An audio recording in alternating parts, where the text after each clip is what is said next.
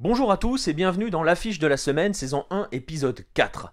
Alors après avoir passé 2 semaines en Amérique centrale et du Nord, on va redescendre vers l'Amérique du Sud et on va se poser sur les hauteurs de La Paz. Oui, on va aller en altitude et en Bolivie donc pour le Classico Paceño qui oppose ce dimanche à 22h15 heure française. Donc une fois encore, vous n'aurez pas l'excuse du décalage horaire. Donc le Classico Paceño qui oppose The Strongest à Bolivar. Alors vous allez voir que ça n'a pas toujours été le cas, on va y revenir dans un instant.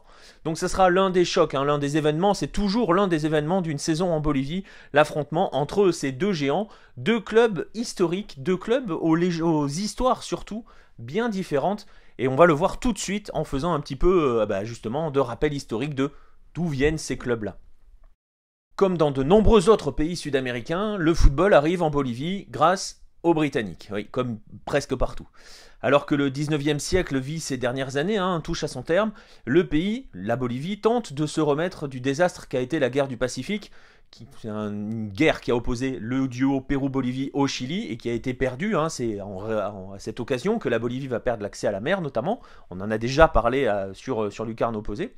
Le pays tente de se remettre de ce désastre et la domination économique des villes du sud commence à toucher à son terme. Donc, et on voit des cités comme Oruro ou La Paz qui commencent à émerger. Et elles émergent aussi grâce au réseau de chemin de fer qui est en train de se construire, et c'est grâce à ce réseau de chemin de fer que le football va se répandre un peu partout en Bolivie. C'est ainsi qu'Oruro va accueillir le premier club de foot au pays, le Oruro Royal, en 1896, et La Paz, elle attend véritablement de connaître son expansion économique au début du XXe pour justement voir les premières équipes arriver. Alors, les premiers sont les Bolivian Rangers en 1901, et ils sont suivis en 1906 par un club nommé le Thunder. Alors s'ils sont les premiers à jouer un match interdépartement entre 1906 et 1907, le match aller en 1906, le match retour en 1907, c'était difficile de se déplacer à l'époque, donc ils jouent face à Oruro Royal, l'histoire du Thunder va pas durer bien longtemps puisque l'année suivante, le club disparaît, faute de parvenir à conserver justement ses joueurs. Mais ce sont sur ces cendres que le The Strongest va naître. En effet, quelques mois après la disparition, des anciens joueurs du Thunder, mais aussi d'un autre club nommé 20 de Octubre, se réunissent et décident de véritablement créer un club solide, un club pérenne, un club qui va rester. Alors vous imaginez que comme il est solide, ils vont lui trouver un super nom, ils l'appellent le Strong Football Club, qui va très très rapidement devenir The Strongest, en toute modestie. Alors il va garder un héritage du Thunder, c'est la couleur du maillot, rayé de jaune et de noir, qui représente les couleurs de la révolte, tout simplement. Le jaune c'est le jour, le noir c'est la nuit. Et il va juste faire tourner à 90 degrés les bandes rayées, elles vont passer d'une position horizontale à verticale. Et donc The Strongest participe aux compétitions qui sont organisées par la municipalité de La Paz pendant quelques saisons. Il connaît son premier rival, Nimbres Sport Association. Et voilà, le football s'organise, on est au milieu des années 10, et sous l'impulsion des deux grands rivaux, La Paz va devenir l'une des places fortes puisqu'elle va créer son association de football, la première en Bolivie. Le premier championnat amateur voit le jour, The Strongest va clairement l'écraser pendant ses 35 années d'existence. Il va en décrocher 13 titres, dont 7 des 8 premiers, donc c'est dire à quel point il porte bien son nom à ce moment-là. Et donc des rivalités vont naître à La Paz entre The Strongest, Colegio Militar et l'Universitario de La Paz. Mais ça, on va y revenir dans quelques instants. Et il va ensuite, dans plusieurs années plus tard, voir émerger son futur grand rival, le Bolivar. Mais on n'y est pas encore. Et vous allez voir que The Strongest, lui, va marquer l'histoire avec un grand H du pays. Donc non seulement l'histoire du football bolivien, mais aussi la grande histoire de la Bolivie. En 1932, la guerre du Chaco va éclater entre la Bolivie et le voisin paraguayen. Elle va durer 3 ans et, pour ceux qui ne le savent pas, cela reste l'une des guerres les plus meurtrières du XXe siècle. Et évidemment, pendant cette période, The Strongest suspend sa participation aux compétitions, mais il va plus loin puisque ses joueurs, ses dirigeants et certains de ses supporters s'enrôlent directement dans l'armée bolivienne pour défendre le pays et participer au conflit. Et ils vont former un bataillon qui va être extrêmement actif, et notamment en 1934, où il va remporter la bataille de la Cañada Esperanza, qui est le plus grand succès de l'armée bolivienne pendant cette guerre, et qui va être donc ensuite renommée, rebaptisée la bataille de Cañadia Strongest, en raison justement de la participation de ces joueurs-là, et dont José Rosendo Bolain, qui était l'une des idoles du club sur le terrain et qui est devenu un chef de guerre pendant le conflit. Et la légende veut à ce moment-là que, au moment de sa mort, hein, lors de cette célèbre bataille, c'est aussi pour cela qu'il est resté dans l'histoire, il va entonner le fameux Karatakaya Uari Kasaya, le cri de guerre de l'époque, et qui est devenu au fil des années le cri de guerre des supporters de The Strongest. Et ce cri de guerre, il est le symbole de la résistance. On résiste jusqu'au bout. Et si vous ne le connaissez pas d'ailleurs, vous savez quoi, ce qu'on va faire? Je vais juste vous le faire écouter, alors tendez bien l'oreille, ça dure quelques instants. Voilà à quoi ça ressemble.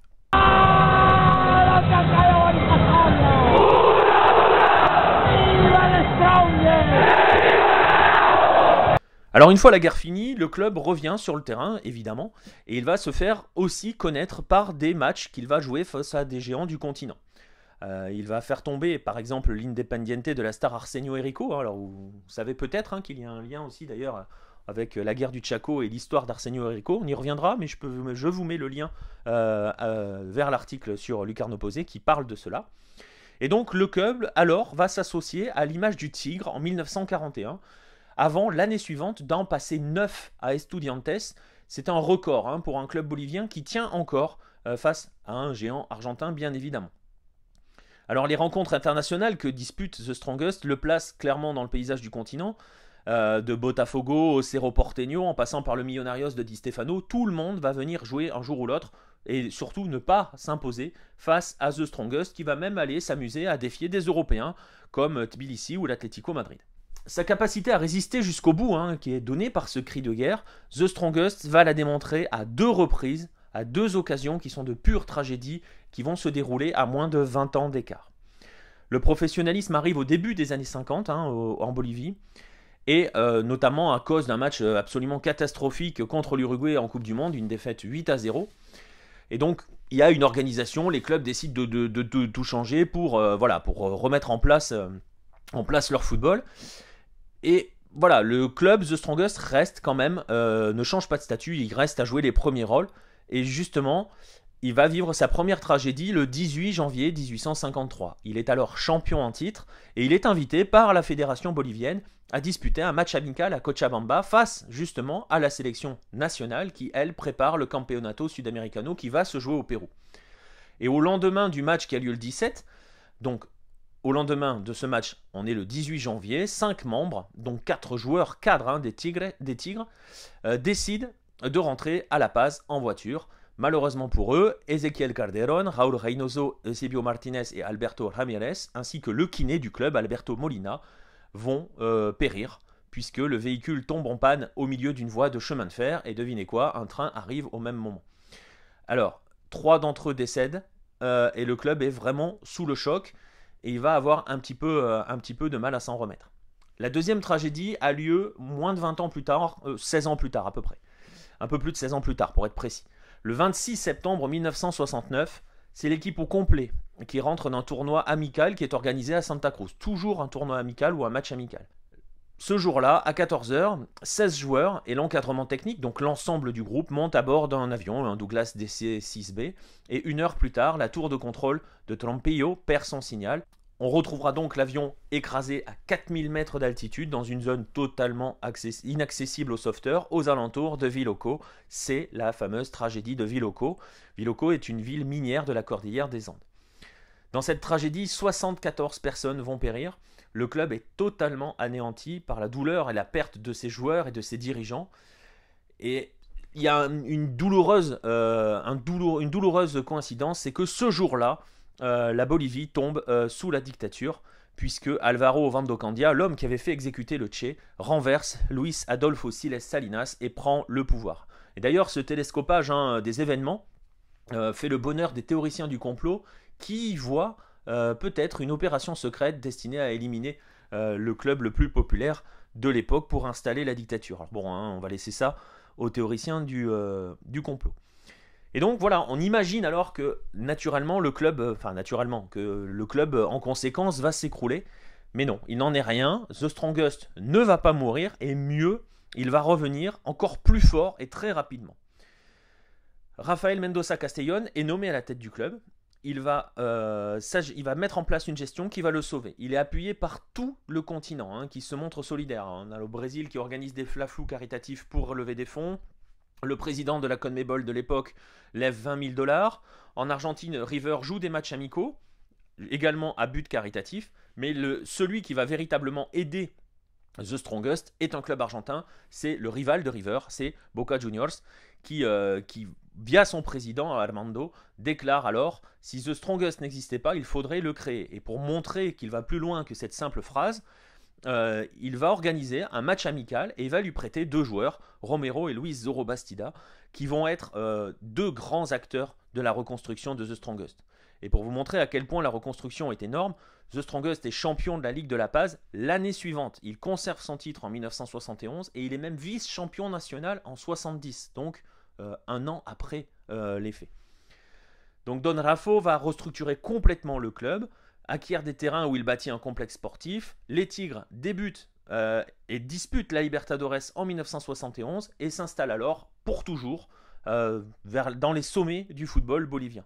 Donc ça vous montre à quel point ce cri de guerre n'était pas un simple cri de guerre, mais un véritable héritage de l'ADN du club. Alors depuis, je le disais, le club joue toujours les premiers rôles. Il est le premier champion de la Liga del Football Professionnel, le championnat actuel, qui a changé de nom cette année, mais qui a été créé en 1977. Il est le deuxième au palmarès historique. Et Raúl Ruiz dira à l'époque, il y aura de nombreux champions qui suivront, mais le premier restera à jamais le Tigre. Alors, ça vous fera peut-être probablement penser à ce que disent certains supporters olympiens. Alors, le club va décrocher un titre un minimum par décennie, il s'installe comme un vrai géant du pays, je l'ai dit, et aujourd'hui, il pointe avec 12 titres nationaux. Il est deuxième au palmarès historique, il a disputé 24 Libertadores, malheureusement sans jamais réussir à passer les huitièmes, et encore, cette année, en 2017, il est éliminé en huitième de finale par Lanús, et il a joué 4 Sudamericana, avec comme meilleur résultat un quart de finale en 2003, où il avait été alors éliminé par Sao Paulo. Il n'en reste pas moins que The Strongest est donc un géant. Mais pourtant, en Bolivie, il y a mieux au niveau du palmarès, et ce mieux, ça s'appelle le Club Bolívar. Alors comme on l'a invoqué il y a un instant, Bolívar arrive bien plus tard, ça tombe bien, ça rime. On est en 1925 lorsqu'un groupe de jeunes décide justement de fonder son club, et d'entrée ils vont décider de se détacher, de se distinguer du reste des clubs boliviens. Vraiment, l'idée c'est de se démarquer. Alors vous l'avez sans doute remarqué à l'évocation des noms qui ont été cités précédemment, la plupart des clubs de l'époque portent des noms à consonance britannique. Thunder, Oruro Royal, etc., etc. Et donc là l'idée c'est tout de suite de faire différemment. En 1925 c'est aussi le centenaire de l'indépendance de la Bolivie. Alors du coup ils vont se tourner vers des figures historiques qui ont aidé à cette indépendance, et naturellement ils vont tomber sur Simón Bolívar. C'est ainsi que naît le Club Atlético Bolívar. Et pour se démarquer davantage, ils ne vont pas que jusqu'au nom, ils choisissent aussi une couleur que personne n'utilise alors au pays, le bleu céleste. En 1927, le club s'inscrit à La Paz Football Association, il peut donc disputer la Liga de La Paz, que survole alors, vous vous rappelez, on l'a dit il y a un instant, que survole alors The Strongest. Les Célestes vont décrocher leur premier titre l'année où la guerre du Chaco éclate. Ils sont sacrés alors que le championnat n'était pas terminé, mais bon, avec l'éclatement de la guerre, il avait été décidé de prendre en compte la situation au moment où la guerre a éclaté. Et au retour de celle-ci, le club va reprendre et va surtout prendre une vraie marche triomphale, puisqu'il va par exemple claquer un tétracampeonato entre 39 et 42, et il s'installe vraiment dans le paysage en attirant quelques-uns des futurs grands joueurs de l'histoire du football bolivien. Le premier étant probablement Victor Ugarte, l'homme qui a débuté avec Bolívar en 47 et surtout qui sera le héros de la finale du Campeonato Sudamericano de 63, la Copa América donc pour les intimes, qui est remportée par la Bolivie, notamment grâce à cette victoire en pseudo-finale face au Brésil 5-4. Ugarte marque un doublé ce jour-là. Ce sont ses 2 seuls buts de la compétition d'ailleurs, et c'est à ce jour le seul titre international de la sélection, c'est la seule Copa América de la Bolivie. Bref, Bolívar grandit, s'installe au sommet et devient au fur et à mesure véritablement le concurrent numéro 1 de The Strongest. Alors c'est simple, les deux se tirent la bourre. Lorsque The Strongest décroche le premier titre de l'ère de la Liga del Fútbol Profesional Boliviano en 77, Bolívar lui répond dès l'année suivante. Et depuis, il a véritablement lâché son adversaire. En 40 ans d'existence de la LFPB, Bolívar a décroché 22 titres contre 12 seulement pour The Strongest. Et bien avant les Tigres, les Célestes ont réalisé surtout une première tournée internationale pour un club bolivien. C'était au Chili en 1930 et c'est aussi d'une des marques du club, le continent, les affrontements continentaux, c'est vraiment son truc si on peut le dire ainsi. On va faire simple avec des chiffres, 31 participations à la Libertadores, 9 à la Sudamericana. Bolívar a atteint la demi-finale de la grande compétition de la Libertadores en 2014, on s'en souvient tous, c'était face à San Lorenzo. Et surtout, Bolívar est la seule équipe bolivienne à avoir disputé une finale, la Sudamericana 2004, battue par le redoutable duo Martín Palermo, Carlos Tevez. Les Célestes avaient gagné 1-0 à La Paz et s'étaient inclinés 2-0 à la Bombonera. Donc vous voyez déjà une distinction entre ces deux géants. Bolívar, c'est un vrai géant sportif, des titres, des grands joueurs, un énorme palmarès. The Strongest, lui, bon, évidemment, c'est un énorme palmarès, des grands joueurs aussi, mais avec, en plus, une dimension tragique et un mélange, une collusion avec la grande histoire du football bolivien. Alors maintenant, d'où vient la réalité ? Tout simplement, elle vient du terrain et des tribunes. Et uniquement du terrain et des tribunes. Donc comme on l'a évoqué au début, le tout premier Classico de La Paz, le premier Classico paceño, opposait The Strongest à Colegio Militar, c'était dans les années 10, ils se sont un peu chamaillés pendant cette première période partie du siècle, et ont divisé vraiment la ville en deux. Colegio Militar va être ensuite remplacé par Universitario de La Paz, qui va être l'un des clubs populaires de l'époque, et donc le Classico paceño devient The Strongest Universitario. Et il va durer pendant près de 50 ans, ce vrai classico, jusqu'à véritablement la disparition, la descente, oui, on peut même presque dire de la disparition d'Universitario, qui est aujourd'hui très très loin de l'élite bolivienne. C'est grâce à ses succès nationaux et continentaux que Bolívar gagne en popularité, au point d'être le dernier grand rival de The Strongest, et au point de faire que le classico paceño va connaître donc une troisième version, celle-ci. Alors je vois vos regards, c'est cela aussi l'originalité de notre sommet du week-end. C'est Classico Paceño, c'est en fait un label qui désigne l'opposition entre les deux grands clubs de la ville du moment ou sur plusieurs décennies, souvent. On peut, par exemple, imaginer que d'ici 40 ans, si un autre club paceño venait jusque-là à doubler en popularité et en titre l'un des deux, il remplacerait l'autre. Mais bon courage quand même aux candidats parce que là il y a quand même déjà maintenant une sacrée avance que ce soit pour The Strongest ou pour Bolívar. Alors le premier Classico paceño The Strongest Bolívar n'était donc, vous l'avez compris, pas un Classico en tant que tel. Il se joue en 1927 et il se termine sur un score de 0-0. Donc à partir de 32, Bolívar va commencer à gratter en termes de palmarès et gratter un petit peu sur la place d'Universitario. Et voilà, en 1950, le premier Classico de l'ère professionnelle se joue. Bolívar s'impose 4-0. Il va aussi remporter le dernier avant la création de la LFPB, 1-0.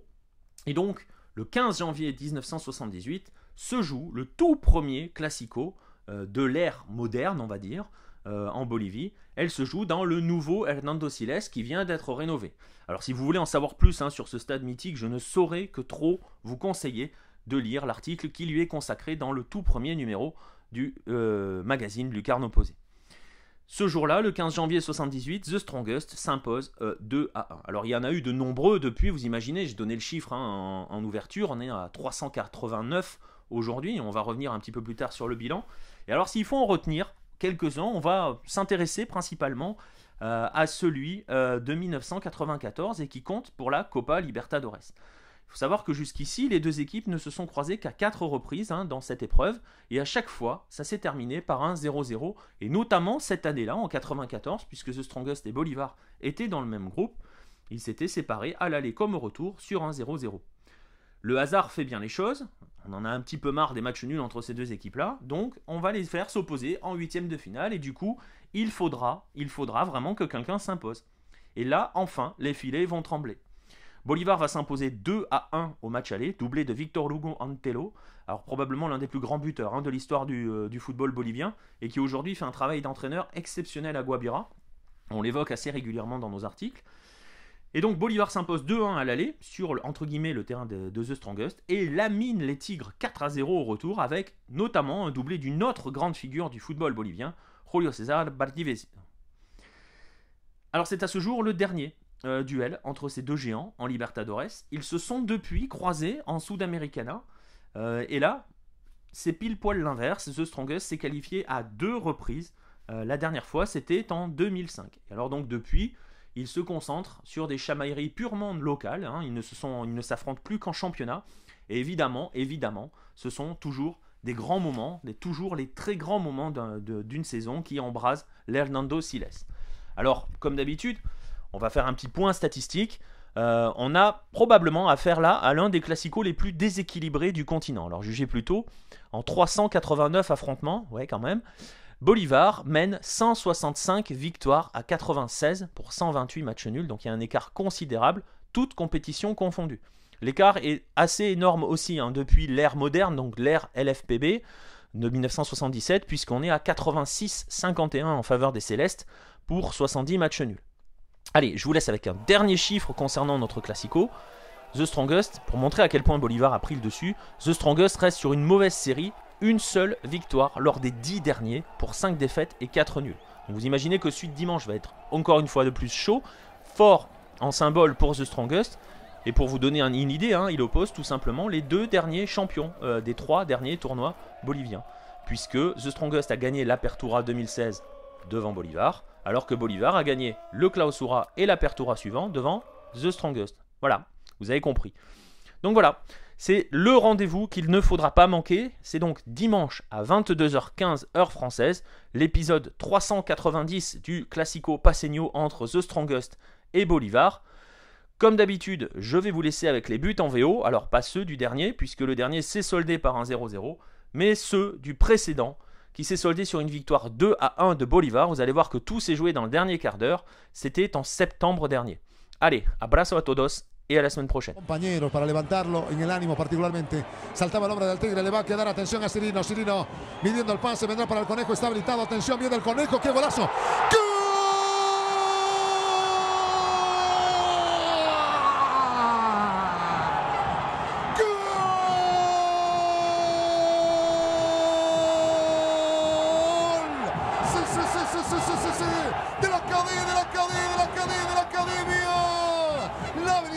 Cirino de primera la puso en el aire y al Conejo no le puedes dar espacio y convierte que está en offside, señoras y señores. La acción de gol que llega con el Conejo y mide como diciendo tuve la primera y la mandé a guardar. Esquinado, no llegaba ni Spider-Man y está ganando la Academia ante el delirio de su público. Justiniano, el balón que juega el conjunto gualdinegro. Se viene ahora Marvin Bejarano, lo tira, atención, cerquita Chuma, prefirió tirar el centro, pasado, va a llegar, está en el área para igualdad, golazo. ¡Gol!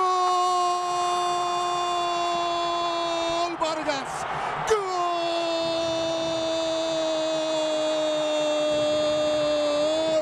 Sí, sí, sí, sí, sí, sí, sí, sí, sí, sí. ¡Gol de Negro! Y una gran jugada se tiene Pel que levanta el centro. Es Marvin Bejarano, señoras y señores. Y la bajan en el área, era Diego Bejarano. Gran puente aéreo y Vargas define en el medio de los defensores para igualar la cuenta. ¡Qué partidazo en el segundo tiempo! 1-1. Desde Bolívar se viene Riquelme, atención, viene Riquelme, viene Marcos. La tiene Riquelme, lo frenó Valverde para que no llegue al área. La juega Riquelme, buen taco, atención, se viene Morales, pide Fierro. El centro está para el segundo. Sí.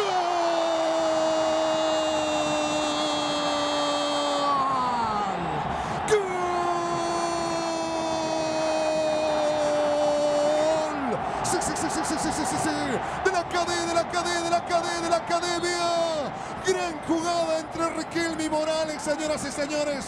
Y una volea tremenda, va al techo, rebote en el arquero de infortunio en Daniel. Y se mete, pero la jugada fue hermosa del conjunto de Bolívar. Cante hincha de la Academia en 42. Le gana el tercer clásico del año al plantel gualdinegro. Firro lo hizo, siempre está en el lugar preciso. El gol lo hizo Juan Eduardo para la victoria del Bolívar.